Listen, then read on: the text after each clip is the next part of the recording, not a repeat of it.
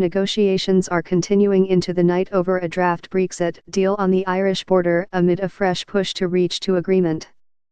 The BBC's Laura Kinsberg has been told new wording has been discussed by the UK, EU and Ireland and shared with the Democratic Unionist Party.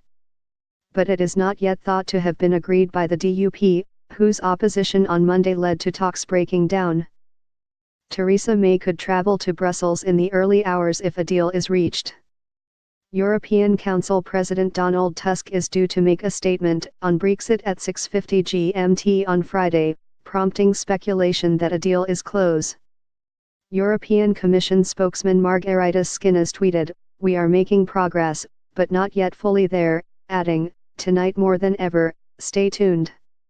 All sides want progress on the issue ahead of a crucial summit next week, so talks can move on to the future relationship between the UK and the EU after Brexit.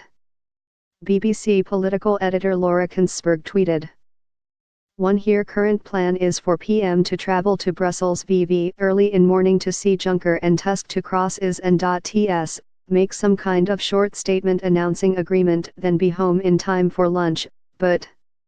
End of Twitter post by @BeebCloric. 2 While I am told DUP Westminster leadership has signed off the new proposal, the DUP Belfast leadership has not yet, so take this caveat seriously. Nothing has been officially confirmed and it could yet stumble. End of Twitter post 2 by @BeebCloric.